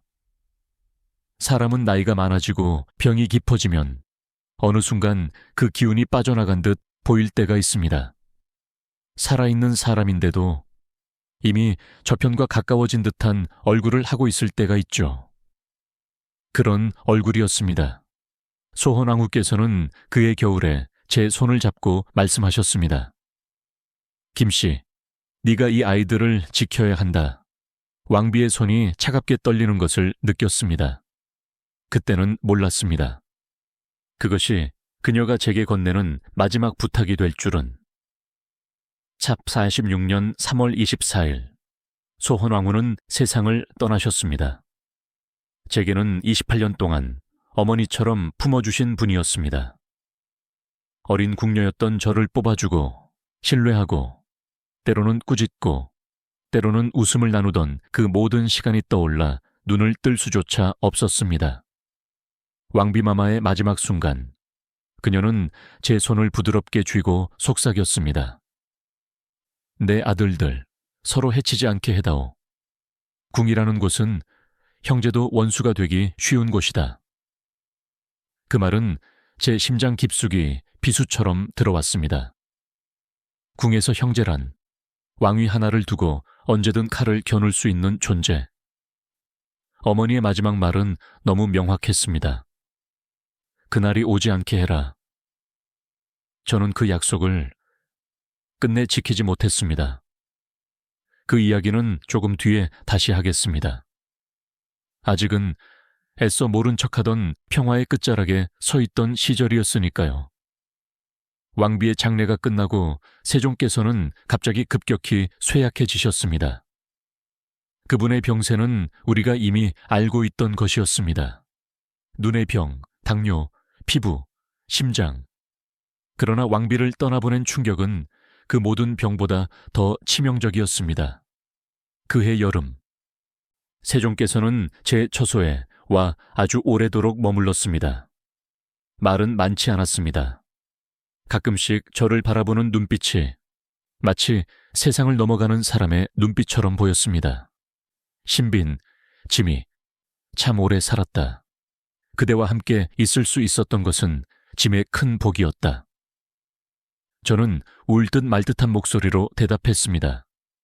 전하, 제게는 전하께서 전부이옵니다. 아니다, 너는 네 아이들이 전부이다. 부디 그 아이들을 품어주거라. 그날 세종의 손은 매우 차가웠습니다. 바람도 없는데 등불이 흔들렸습니다.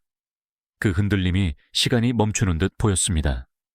그리고 749-50년 2월 17일, 그분은 제 손을 잡은 채 마지막 숨을 내쉬었습니다.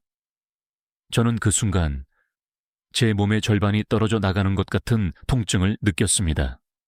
신빈이라는 지위의 절반이 아니라 한 사람으로서의 제 삶의 절반이 사라진 듯한 느낌이었습니다. 그날 밤, 저는 세종의 빈자리 앞에서 홀로 말했습니다. 전하, 이제 저는 무엇으로 살아야 하옵니까? 그 질문은 아직도 제 안에서 울립니다. 하지만 비극은 거기서 멈추지 않았습니다. 약 한 달이 지난 뒤 막내 담양군이 갑작스레 병으로 세상을 떠났습니다. 12세, 제 가장 작은 아이, 세종의 마지막 선물, 그 아이의 작은 얼굴이 점점 식어가는 것을 보며 저는 속으로만 절규했습니다. 왜 이렇게 모두 데려가십니까? 7486년 왕비, 849-50년 세종, 7450년 담양군. 4년간 제가 가장 사랑한 세 사람을 모두 잃었습니다. 그 후 저는 궁 안에서 더 이상 무언가를 견딜 힘이 없었습니다. 세종의 장례가 끝난 날, 저는 스스로 말했습니다. 머리를 깎겠다. 궁궐의 관례 때문이 아니라 저 스스로 세속을 떠나고 싶었습니다. 어떤 권력도, 어떤 시선도, 어떤 영광도 더는 제게 의미가 없었습니다. 6 아들이 무릎을 꿇고 울며 말렸습니다. 어머니, 저희가 있지 않사옵니까? 저는 그 아이들의 얼굴을 보며 조용히 머리를 흔들었습니다. 너희는 나 없이도 살 수 있다. 하지만 나는 이제 이 세상에 남아있을 이유가 없다. 그리고 저는 정말로 세상에서 가장 화려한 지위를 버리고 세상에서 가장 조용한 자리를 선택했습니다. 비구니. 이 절의 방 하나, 촛불 하나, 그리고 바람소리만이 남은 세계. 그렇게 저는 신빈에서 비구니로 변한 것이었습니다. 궁궐을 떠나 절로 들어온 첫날, 저는 아무 말도 하지 못했습니다. 그저 방 한가운데 앉아 숨을 들이쉬고 내쉬는 것만 반복했죠. 숨소리조차 죄처럼 느껴졌습니다. 세상에서 가장 화려한 공간에서 살던 제가 이처럼 비어있고 적막한 방에 앉아있다는 것이 도무지 현실이라고 믿기지 않을 만큼 낯설었습니다. 아마 살아남지 못할 거예요. 이 고요함을 견뎌낼 준비가 없었다면. 머리카락이 사라진 자리에는 찬 공기만 스치고 부처님 앞의 촛불은 조용히 깜빡이며 제 마음을 들여다보고 있었습니다. 그때 저는 처음으로 스스로에게 물었습니다. 나는 누구인가? 신빈도 아니었고 왕의 총애도 아니었고 6 왕자의 어머니라는 호칭마저 그 순간만큼은 제게서 멀어져 있는 것처럼 느껴졌습니다. 저는 그저 사랑했던 사람들을 모두 잃은 한 사람, 그뿐이었습니다. 그러나 절이라는 공간은 참 이상합니다. 고요함 속에서 슬픔이 자라지 않습니다. 고요함은 모든 감정을 천천히 걷어갑니다.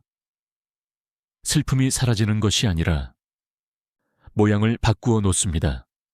첫밤, 저는 잠을 자지 못했습니다. 세종의 목소리가 들리는 듯했고 소헌왕후의 미소가 아른거렸으며 담양군의 작은 손길이 제 손등 위로 지나가는 듯했습니다. 어머니, 그 속삭임을 듣는 순간 제가 잠시 미쳐가고 있다고 생각했습니다. 하지만 절에 오래 있던 한 비구니가 조용히 말해 주었습니다. 마마, 아니, 이제는 마마가 아니시죠.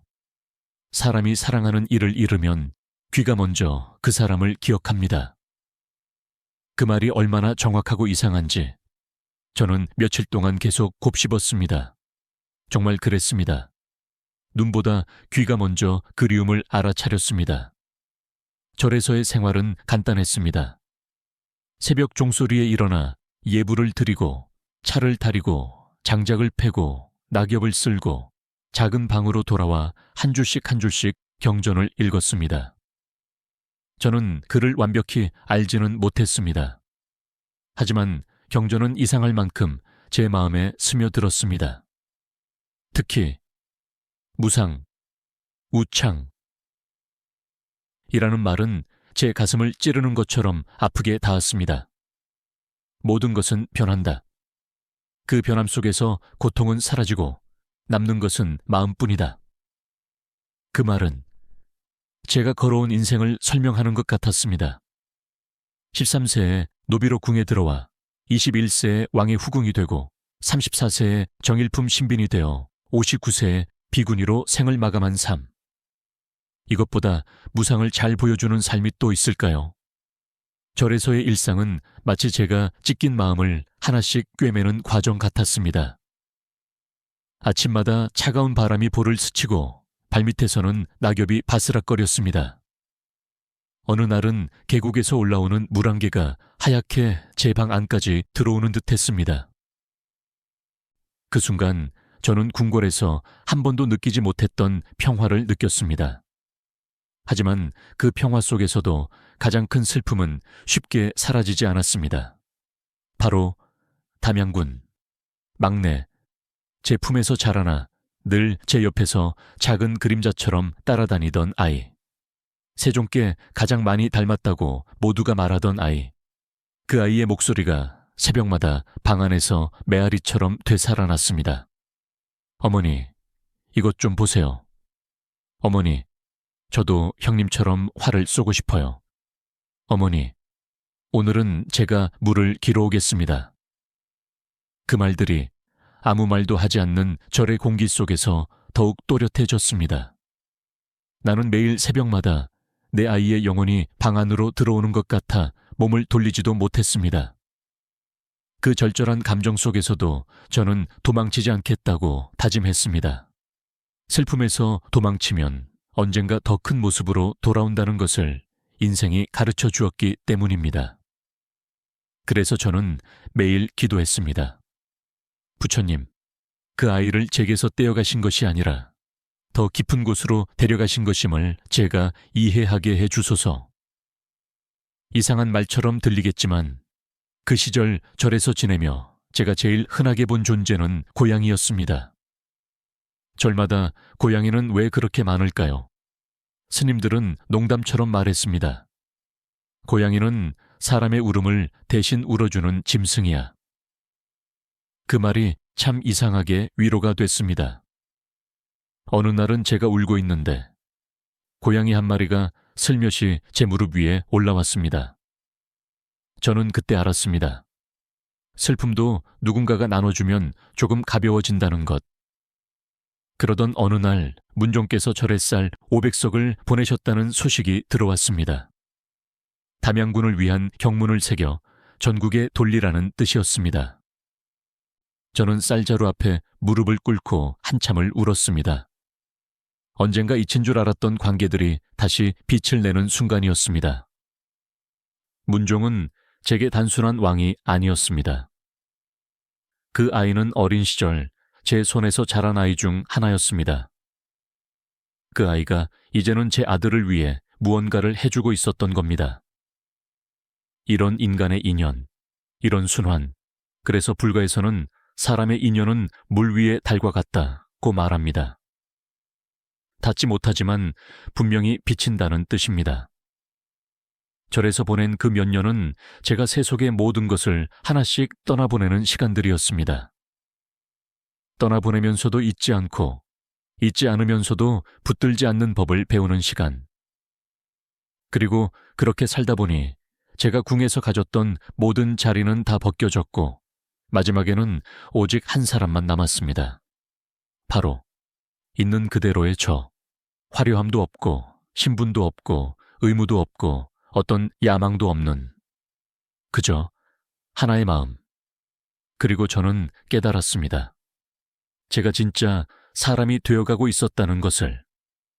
절에서 몇 해를 보내며 마음이 조금씩 가라앉아 갈 무렵 세상은 다시 크게 흔들리기 시작했습니다. 사고 53년, 개유정난. 조용한 산중에서도 그 소식은 벼락처럼 떨어졌습니다. 수양대군이 단종의 외척들을 제거하고 권력을 잡았다는 소식, 궁궐이 피해 젖었다는 소식, 형제가 형제를 쓰러뜨렸다는 소식. 저는 절 마당에서 빗자루를 들고 있다가 그 말을 들었습니다.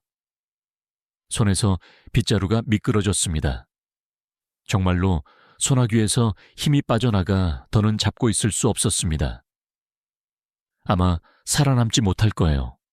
내 아이들이 어느 편에 섰는지 듣기 전까지는 심장이 견딜 수 없어 멈춰버릴 것만 같았습니다. 잠시 후 전해진 소식은 제 기대이자 동시에 두려움 그대로였습니다. 제 아들들 5명이 모두 수양대군 편에 섰다는 것. 계양군, 의창군, 밀성군, 이형훈, 영해군.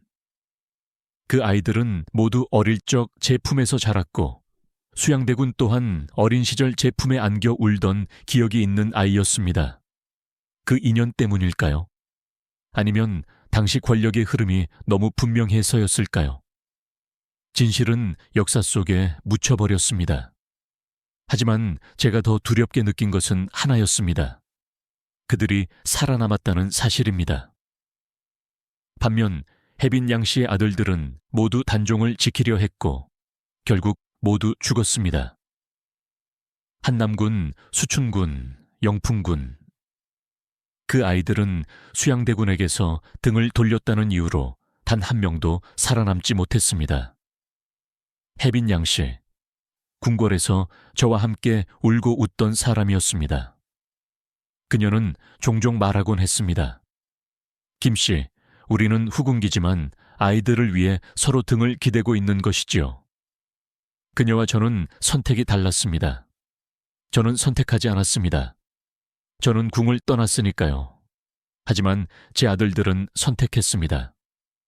그리고 그 선택은 제 마음을 너무 아프게 했습니다. 다시 말하지만 정치적 선택은 결국 어머니의 마음과는 아무 상관이 없습니다. 어머니는 단지 아이들이 살아남기를 바랄 뿐입니다. 그 살아남음이 어떤 방식으로 이루어졌는지는 때로는 외면할 수밖에 없었습니다. 절의 방으로 돌아와 저는 한참 동안 무릎을 꿇고 명부 앞에서 머리를 조아렸습니다. 부처님, 저는 어머니입니다. 옳고 그름보다 아이들이 목숨을 보존한 것이 먼저입니다. 그들의 선택에 죄가 있다면 그 죄의 반은 제게 내려주소서. 그 말은 참 이상하지만 세상 모든 어머니들은 자식의 과오조차 자기 몫으로 가져가고 싶어 합니다. 그것이 부모의 마음입니다. 불경에는 이런 말도 있습니다. 자식의 업은 부모의 눈물에서 반은 씻긴다. 그 말은 지금도 제 가슴을 조용히 흔듭니다. 며칠 뒤 더 놀라운 소식이 들려왔습니다. 세조가 된 수양대군이 제게 특별한 예를 갖추라는 명을 내렸다는 것. 신빈마마는 어릴 적 짐을 돌봐준 분이시다. 극진히 모시도록 하라. 절에 들려오는 바람조차 잠시 멎는 듯했습니다. 왕이 된 아이, 제가 젖병을 들어주고 밤새 열을 식혀주고 소헌왕후와 함께 걱정하며 키웠던 그 아이가 지금 조선의 왕이 되어 있었습니다. 그 순간 이상하게도 저는 눈물이 나지 않았습니다. 기쁨도 아니고 슬픔도 아니고 안도도 아니었습니다. 그저 이렇게 속삭였습니다. 살아있구나. 너도. 그것만으로 충분했습니다. 그 후부터 제 절 생활은 조금씩 달라졌습니다. 세조는 제가 온천에 갈 때마다 지방 관리들에게 특별히 명해 길을 정비하게 하고 식량을 준비하게 하고 심지어 제 병세를 걱정해 약까지 내려 보내었습니다. 절에 있는 제가 과분할 만큼의 대우를 받는다는 사실은 때로는 스님들을 놀라게 했고 때로는 저를 더욱 부끄럽게 만들었습니다. 저는 종종 스님께 이렇게 말했습니다. 저는 내려놓으려 온 사람입니다.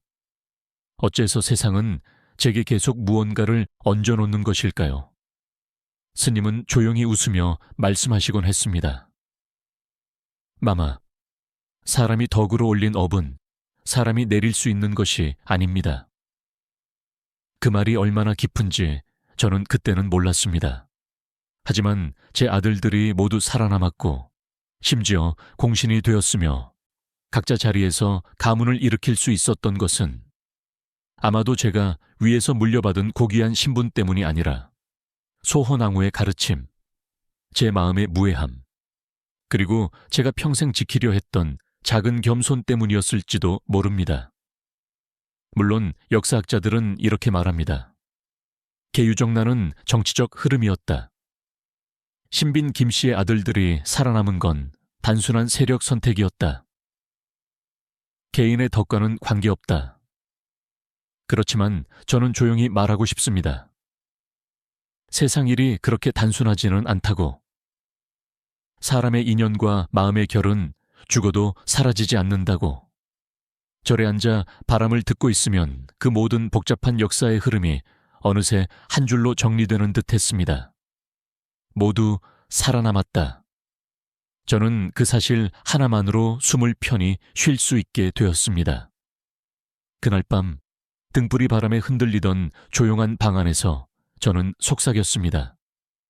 왕위를 얻은 아이도, 왕위를 잃은 아이도, 죽은 아이도, 살아남은 아이도 모두 제 품에서 시작되었구나. 그 말과 함께 저는 아주 오랜만에 마음을 내려놓고 잠들었습니다. 절에서의 시간이 깊어질수록 제 마음은 조금씩 가벼워지는 듯하면서도 한편으로는 더 무거워졌습니다. 사람 마음이란 참 이상합니다. 고통이 줄어들면 빈자리가 생기고 그 빈자리에 옛 기억이 다시 들어옵니다. 마치 오래 잠들어 있던 그림자들이 차례로 일어나 나를 들여다보는 것처럼요. 아마 살아남지 못할 거예요. 그 모든 그림자들을 한 번에 마주하려 했다면. 찬사 60년대에 접어들며 제 일상은 더 단순해졌습니다. 새벽 예불, 경전 독송, 조용한 산책, 참나무 아래서의 차 한 잔, 그리고 적막한 방 안에서의 긴 명상. 그러나 그 단순한 일상 속에서도 제 아들들의 소식은 종종 절까지 찾아왔습니다. 계양군은 한확 집안과의 혼인으로 더욱 번성하고 있었고 의창군은 병조판서로서 진중한 명성을 쌓고 있었으며 밀성군은 남양주 일대를 다스리며 온화한 성정으로 사람들의 사랑을 받고 있었습니다. 이형훈과 영해군 역시 그 나름의 길을 조용히 걸어가고 있었습니다. 저는 그 소식들을 들을 때마다 가슴이 묘하게 저렸습니다. 기쁨이 절반, 걱정이 절반. 궁궐이라는 것은 늘 변화하는 괴물 같은 곳입니다. 오늘 웃는 얼굴이 내일 칼을 겨누고 오늘 은혜를 베푸는 손이 내일 독을 올릴 수도 있습니다. 그것을 너무 잘 아는 제가 아들들의 출세가 마냥 좋을 수는 없었습니다. 하지만 절에서는 세속의 걱정을 스님들이 부드럽게 가라앉혀 주곤 했습니다. 마마, 부처님 품에 있으면서도 자식을 걱정하면 그건 아직 세속이 안 떠나진 것이지요. 저는 쓴웃음을 지으며 대답했습니다. 스님, 어머니에게 세속이란 늘 자식의 얼굴을 하고 있는 것 아니겠습니까? 스님이 그 말을 듣고 한참 동안 웃으셨습니다. 그러다 마지막에 이렇게 말씀하셨습니다. 마마는 이미 부처님 반쯤 되셨습니다. 그 말은 농담이었지만 그 속에는 묘한 진심과 깊은 위안이 있었고 저는 그날 밤 한참 동안 잠을 이루지 못했습니다.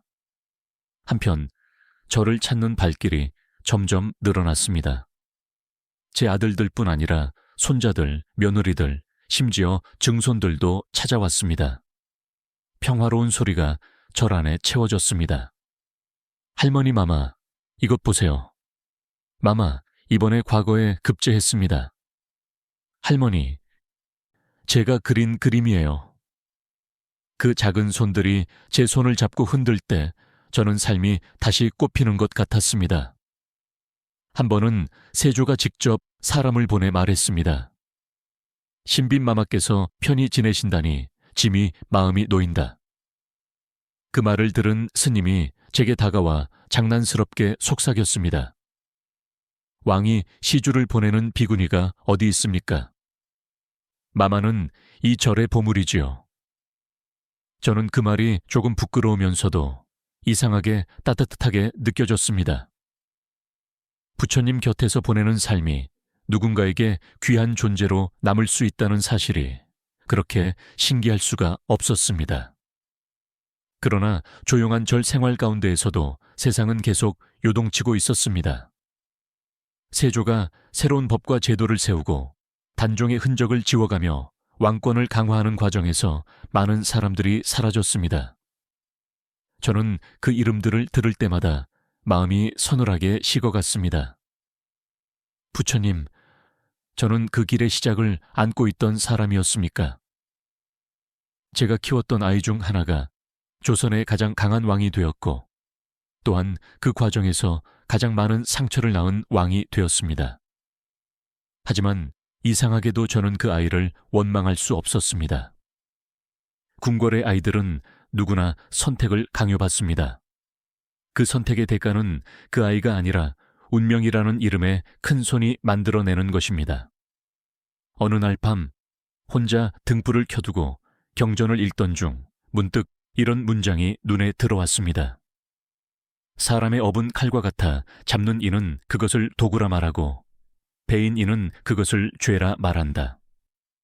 그 문장은 수양대군도 단종도 해빈 양씨도 그리고 제 아들들도 하나의 문장 속에 모두 들어있는 듯 했습니다.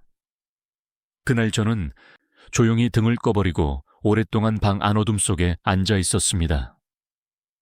이제 저는 어느 편에도 설 수 없었습니다. 어떤 선택에 옳고 그름도 판단할 수 없었습니다. 어떤 죄와 복의 흐름도 알 수 없었습니다. 다만 제가 깨달은 사실은 단 하나였습니다. 어머니의 마음에는 오직 살아주었으면 이라는 소망만 남는다는 것. 그 뒤로 저는 더 이상 세상 일을 깊게 생각하지 않으려 했습니다. 그저 매일 새벽마다 모든 인연을 향해 한 가지 기도를 드렸습니다. 살아있는 이들은 평안하게, 떠난 이들은 고요하게. 그 기도 속에서 저는 조금씩 더 깊은 평화 속으로 들어갔습니다. 절 마당의 대나무가 바람에 스치는 소리가 마치 오래전 궁궐의 정제서 들리던 바람소리처럼 느껴지던 날, 저는 문득 깨달았습니다. 세상은 멀리 떠났지만 세상은 여전히 내 안에 있고, 내가 세상을 떠났지만 세상은 나를 완전히 버리지 않았다는 사실을. 그리고 그 사실이 이상하게도 위로가 되었습니다. 첼스카 64년의 가을은 유난히 조용했습니다. 절 마당의 나무들은 깊은 붉은 빛을 띄었고 바람은 잎을 하나씩 떼어내며 마치 오래된 기억을 천천히 흩뜨리는 것 같았습니다. 그 무렵 저는 제 몸이 서서히 힘을 잃어간다는 것을 명확히 느끼고 있었습니다. 걸음을 옮길 때마다 숨이 줄어들고 밤이 되면 손끝이 차가워졌습니다. 스님들은 제게 조심히 말했습니다. 마마, 기운을 아끼셔야 합니다. 저는 조용히 웃으며 대답했습니다. 이제는 아낀다고 쓸 곳이 남아 있겠습니까? 아마 살아남지 못할 거예요. 이 마지막 가을을 넘기려고 했다면. 하지만 저는 이미 오래전부터 준비하고 있었고 죽음은 두렵지 않았습니다. 죽음은 단지 다시 만나는 길의 입구라고 믿었기 때문입니다. 세종의 목소리, 소헌왕후의 따뜻한 손, 그리고 담양군의 가벼운 발걸음. 그 모든 것이 제 앞으로 오고 있다는 느낌. 그 감각은 설명할 수 없이 부드럽고 그리웠습니다. 그러던 어느 날, 절의 스님이 허둥지둥 달려와 제 방문을 두드렸습니다. 마마, 아들님들이 모두 오셨습니다. 아들들? 모두? 잠시 숨이 멎을 뻔했습니다. 그가 말하는 모두라는 말에는 계양군, 의창군, 밀성군, 이형훈, 영해군 5 아들이 모두 포함되어 있었습니다. 저는 천천히 몸을 일으켰습니다. 수십 년 동안 단단하던 다리 힘은 사라졌고 겨우 지팡이에 의지해 문 앞까지 걸어갔습니다.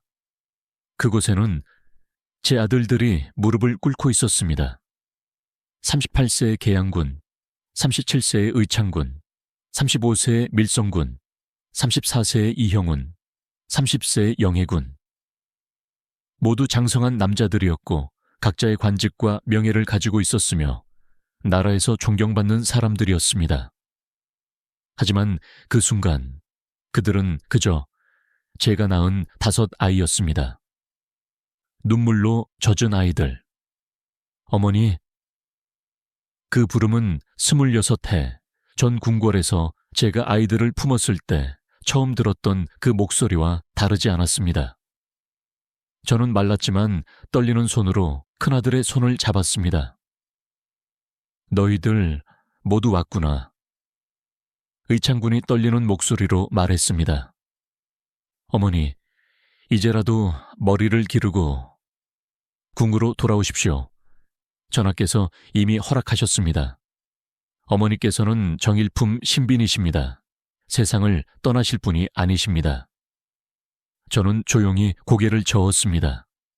그 순간 제 얼굴에는 어떤 강한 평온이 스스로 떠올랐습니다. 나는 더 이상 왕의 여인이 아니다. 이제 나는 부처님의 제자일 뿐이다. 밀성군이 제 다른 손을 꼭 잡았습니다. 그 손은 뜨겁고 간절했습니다. 어머니, 왜 이렇게 외진 곳에서 저희 없이 지내셨습니까? 저는 그 아이의 머리를 쓰다듬으며 말했습니다. 나는 그들이 있는 곳에 갈 준비를 해야 했단다. 이형훈이 눈물을 떨구며 속삭였습니다. 어머니, 정난 때 저희를 구한 건 어머니의 덕이었습니다. 혜빈 양 씨의 아들들은 모두 돌아가셨습니다. 그 말을 듣는 순간 저는 오래 숨겨져 있던 눈물 한 방울이 조용히 흘러내렸습니다. 양 씨, 가여운 사람, 그들의 운명이 제 마음 깊은 곳을 찔렀습니다. 저는 살아남았고 아이들도 살아남았습니다. 하지만 살아남는다는 것이 언제나 옳다는 뜻은 아닙니다. 그저 살아있다는 뜻일 뿐입니다. 영해군 막내였던 그 아이는 가장 오랫동안 제 옆에 앉아 있었습니다. 어머니, 왜 절에서 14년을 보내셨습니까? 저희가 얼마나 그리웠는지 정녕 모르셨습니까? 저는 조용히 그의 뺨을 쓰다듬으며 말했습니다. 알고 있었느니라. 하지만 더 이상 궁궐은 나의 집이 아니었다.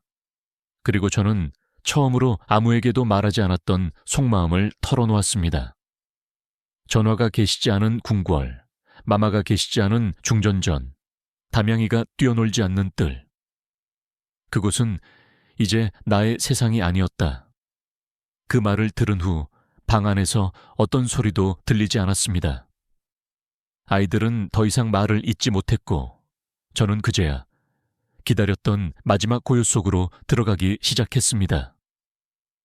등불이 흔들리고 바람이 단풍잎을 문틈으로 흩날리며 방 안을 물들이던 그날 오후, 저는 마지막으로 아들들의 얼굴을 하나하나 바라보았습니다.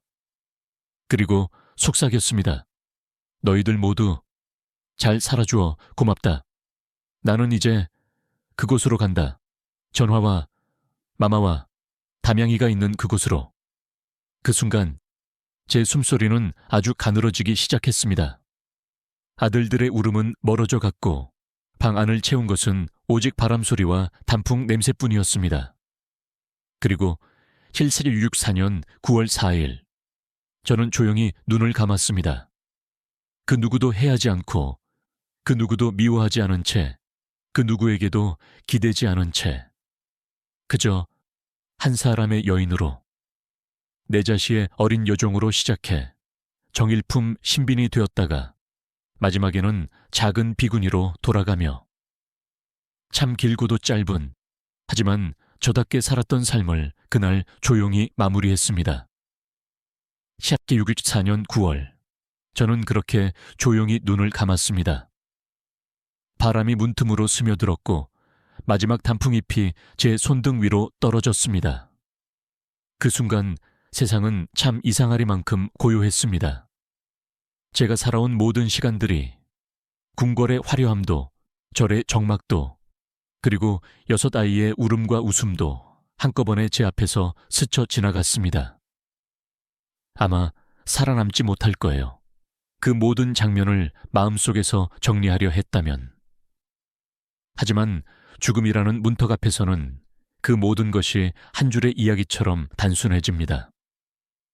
한 여인이 살았고, 사랑했고, 잃었고, 견뎠고, 마침내 내려놓았다는 이야기. 제가 눈을 감자 아이들의 절규가 멀어져 갔습니다. 그 울음은 제가 비구니가 된 이후 처음 듣는 어머니라는 이름의 진짜 울음이었습니다. 어머니, 가지 마옵소서. 그 울음소리를 들으며 저는 마음속으로 대답했습니다. 나는 떠나는 것이 아니라 돌아가는 것이란다.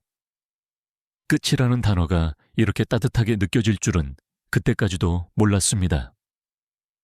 제가 눈을 감은 후 세조께서는 예를 다해 장례를 치르라고 명했습니다. 신빈만은 선왕을 성실히 섬긴 분이었다. 짐의 어린 시절을 돌봐준 은인이시다. 극진히 유하라.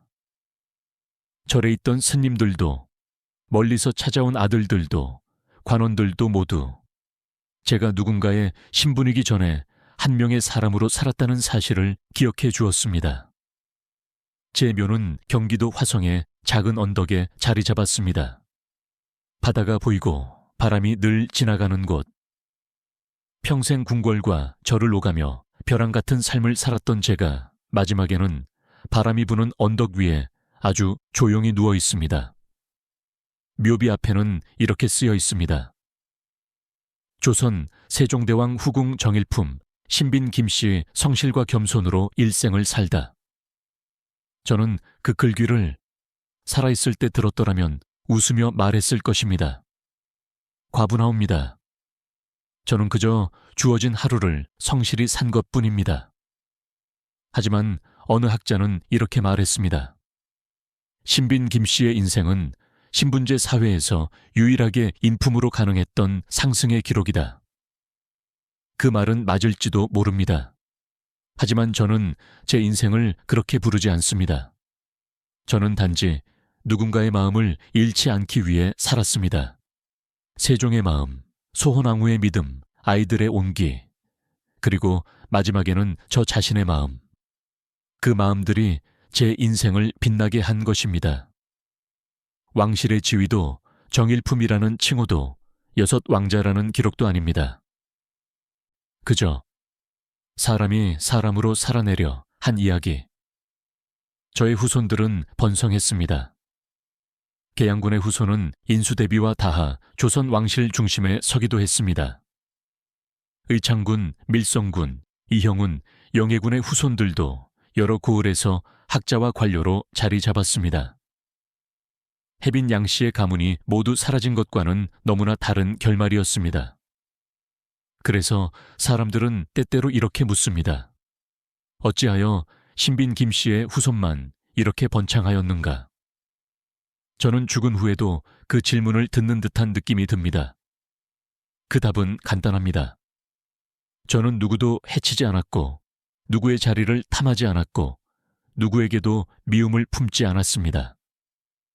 궁궐에서는 그 소소한 마음 하나가 수백 년을 이어가는 업을 만든다는 것을 저는 죽어서야 또렷하게 깨달았습니다. 그리고 마지막 순간 제가 내려놓은 것이 많았던 만큼 제 가문은 오래도록 다시 일어날 힘을 얻었습니다. 이제 제 이야기는 여기서 끝이 납니다. 하지만 여러분께서는 이렇게 묻게 될지도 모릅니다. 신빈, 당신은 후회가 없었습니까? 후회라면 단 한 가지 있습니다. 담양군, 그 아이를 조금만 더 오래 안아줄 걸. 조금만 더 오래 그 아이의 숨결을 기억해 둘 걸. 그것이 제 유일한 아픔입니다. 이제는 진정으로 사라지지 않는 작은 슬픔. 하지만 저는 알고 있습니다. 그 아이는 지금 제 곁에 있다는 것을. 바람으로, 빛으로, 그리고 제가 남긴 이야기 속의 온기로. 이제 저는 고요한 곳에서 제가 사랑한 모든 이들과 함께 있습니다.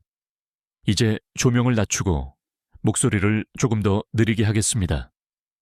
오늘 긴 이야기를 함께 걸어오신 여러분, 고맙습니다. 신빈 김씨. 노비로 태어나 내자시의 작은 소녀로 궁궐에 들어가 왕의 후궁이 되고 6 왕자의 어머니가 되고 정일품 신빈에 올랐다가 마지막에는 모든 것을 내려놓고 작은 절의 비구니가 되어 생을 마감한 여인. 그녀의 삶은 결국 한 가지 진실에 도달합니다. 사람을 사람으로 대하는 마음은 어떤 신분의 벽도 넘을 수 있다. 세종은 그녀의 마음을 보았고 소헌왕후는 그녀의 품격을 알아보았으며 그녀의 아들들은 그 인품을 물려받았습니다. 화려함은 사라졌지만 겸손과 성실은 남았고 그것이 후손들의 길을 밝혔습니다. 죽음 앞에서 그녀는 슬픔보다 평온을 택했고 권력보다 자유를 택했으며 남김보다 내려놓음을 선택했습니다. 그리고 그 선택은 결국 그녀의 이름을 조선의 가장 아름다운 이야기 중 하나로 남겼습니다. 이제 여러분의 방안도 조금 고요해졌기를 바랍니다. 깊은 숨 한번 들이쉬고 오늘 밤은 부디 편안하게 쉬시길 바랍니다. 불은 끄고 선풍기는 약하게 틀어두고 눈은 천천히 감아주세요.